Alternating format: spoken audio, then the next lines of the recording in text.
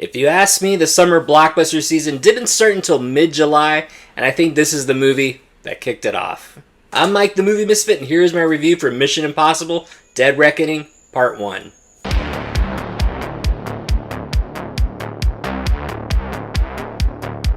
Now, I am sure it is extremely rare or almost unheard of, but for a big franchise to actually get better with each sequel, the Mission Impossible franchise has managed to do that.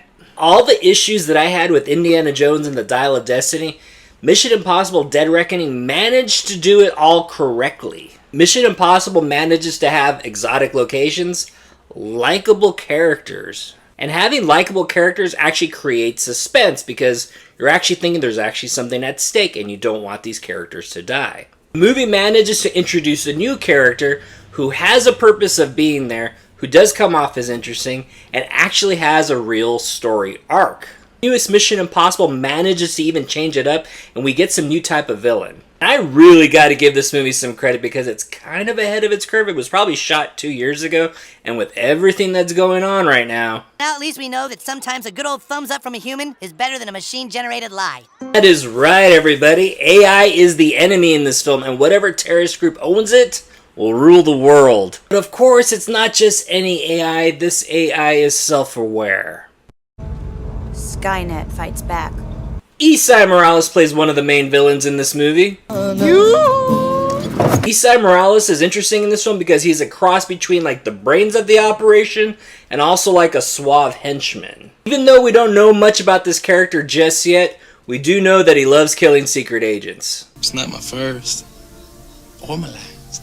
Guardians of the Galaxy star Pom Klementieff is in the film, and she plays a very interesting villain here. This particular villain seems the most unique out of the Mission Impossible series because it seems like she's a cross between something you would find in a Batman movie or in a James Bond film. I'm not even saying that in a negative way because she does a really good job in this movie. And Tom Cruise, I gotta give him a lot of credit because you can tell he's working really hard on the screen and off the screen for this movie. The practical effects and all the great stunts that we're getting in this film really do bring me back to the glory days of seeing summer movies. And I know that the trailers might lead you to believe that this is the big stunt and the big climax to the movie. But wait! There's more! There is a car chase in this movie that's kind of played up for laughs, and it really does work for the laughs, but the car chase itself is actually pretty intense and it is choreographed really well. Similar to Indiana Jones, Dial of Destiny, Mission Impossible 7 does have a train sequence. But guess what? This train sequence is not CGI. They actually built a replica train to work so they could shoot this stunt. If you've been following me for a while, you should already know I'm very into practical effects, and I always say you cannot beat something real. Even with all the great practical effects, there is still some CGI in the film, and the CGI is done very well, and it blends in with the practical effects pretty awesome. The Mission Impossible franchise is not a franchise that the studios just poop out once a year. No, this movie has a lot of quality and it looks like they put a lot of hard work into it. Like I mentioned previously, this movie took me back to the glory days of summer blockbuster films that I would see at the theater.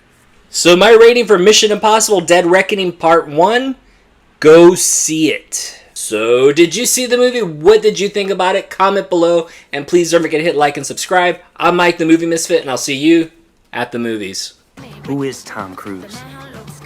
What is Tom Cruise? Get more out of life. Go out to a movie.